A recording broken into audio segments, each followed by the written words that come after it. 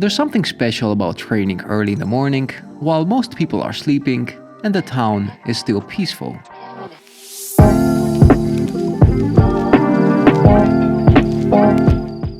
The best part of it is that after you're done, you feel as if already half of your day has been successful.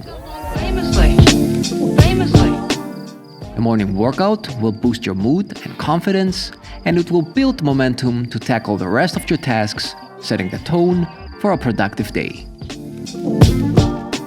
In the previous video, I shared with you my first and third workouts of my Minimalist Bodyweight weekly routine, and today we'll be having a look at the rest of the plan that I'll be starting with the coming year.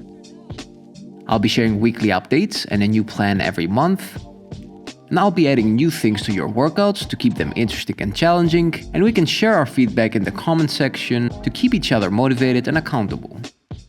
In the previous video, I shared with you the first and third workouts of my Minimalist weekly bodyweight routine, and today we'll be having a look at the rest of the plan.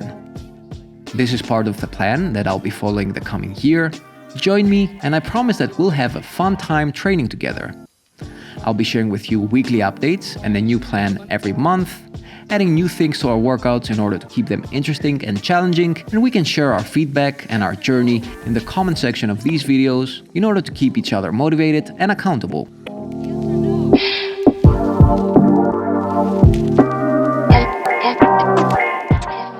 For our second and fourth workouts of the week, we'll be doing circuit training. So for those who are not familiar with circuits are a great way to incorporate intensity and variety in a strength and conditioning workout plan while also keeping it short. Usually you have 4 to 6 exercises, which we also call stations. Each station lasts about 30 seconds. This varies. In the beginning you can start with 20 seconds, maybe as a beginner. Slowly you can increase it, go to up to 30, 40, and for some exercises later on, maybe even a minute. Between each station, you rest for about 10 to 15 seconds. And after you've gone through the whole round, you've completed a circuit. In total, we'll be doing 3 rounds, so 3 circuits. And after each circuit, we'll be resting 2 to 3 minutes. Sometimes some people need up to 4 minutes, but don't go more than 4 minutes because your body will start to cool down and you're gonna need a little bit of warm up again. So between 2 to 4 minutes, depending on how fast your body recovers, are enough.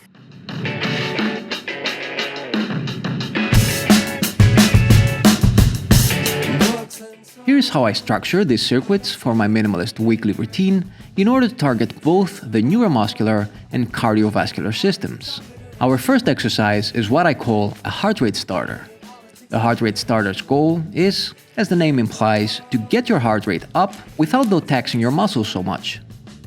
By raising our heart rate right at the beginning of our workout, we can keep it consistently at an elevated level during the whole set, since the resting periods between each station are too short to allow it to drop below minimum as zone 2 heart rate level. My top choice here is weighted or regular jumping rope. Other alternatives are burpees, performed at an easier pace than usual so you don't train your legs right at the beginning, mountain climbers, or a 30-second run at a moderate intensity. The rest of the circuit will alternate from an upper to a lower and an upper body exercise again, and it will end with a core exercise. Start with either a pull or a push upper body exercise that you struggle with the most and you want to improve. For example, if you're struggling with dips and you want to get better at them, start with those and place your pull exercise as the third station of the set. This way, you'll perform your most difficult exercise in the beginning when your upper body is fresh and more rested. If you can't do dips yet, you can start with isometric holds, especially if you're trying to learn dips on rings, which are pretty unstable. Try to hold this for 30 seconds, and after that, slowly progress to mini dips. Mini dips are simply short range of motion dips. As you grow stronger, increase the range of motion. An alternative to regular dips are tricep dips, and you can also do, of course, push-ups or crocodile walks. Our top choice for our lower body exercise are vertical jumps. If you're not a fan of these, maybe they're not that friendly for your knees, or maybe you don't have the space, maybe you have neighbors living beneath you, you can also do something more static, such as wall sits. If regular wall sits are too easy for you, you can do single leg wall sits. Other alternatives are jumping lunges and plyo-burpees. Assuming you started this circuit with a push exercise as your first station, your third station will be a pull exercise. My top choice for this plan are one-arm rows,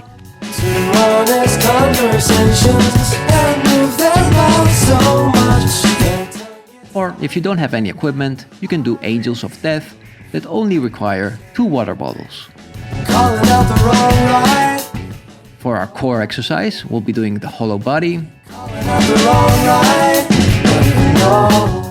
Here I'm doing a more advanced variation since I've been working a lot on this exercise the past couple of months. Specifically, this is a cross crunch hollow body. What I do is, while I maintain my lower back flat on the ground, I lift my thoracic spine slowly, 1 spinal disc at a time. I pause at the top, twist to the left, twist to the right, come back to the middle, and lower your body again, 1 spinal disc at a time.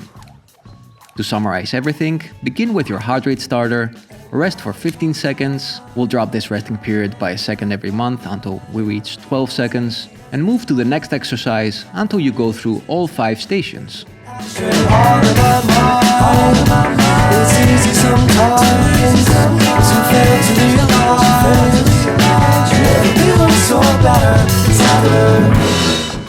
For our 5th workout of the week, we have 30 to 40 minutes of hiking or jogging at the zone 2 heart rate. Personally, I like to hike up steep hills and trails, combining dynamic walking with a bit of jogging when I reach a flat surface in order to keep my heart rate up. Next month, we'll upgrade this workout to something new I've been experimenting with the last couple of months, what I call cardiosthenics, a combination of hiking and jogging at the zone 2 heart rate combined with basic bodyweight exercises. More on that soon. So this is the plan that I'll be starting my year off with. You can train with me. I think it's going to be really fun. We can exchange our feedback in the comment section below. Each week I'll be giving you an update, and each month we'll be switching things up in order to keep it interesting and fun. Right now, as you're watching this video, I've left for vacation. I'll be off for a week. To replenish a little bit my energy, my batteries. Had a pretty busy summer, and once I'm back, I'll be starting this plan officially. You know, if you want to start now, I say start, because the first week will be mostly getting organized with a plan, you know, structuring your schedule, figuring out which times are best for you to train. You know, I like training in the morning for all the benefits I mentioned in the beginning, but you know, everybody's schedule is different, so get organized, get started, and once I'm back, we'll be doing this together. It might take me like a week to get organized again and start shooting a new video, so there might be a week without a video for this month, but after that, I promise weekly updates and videos. So let's have a cool, fun and productive year. Let's train together, and until next time, keep on training. Calling out the wrong light, don't even know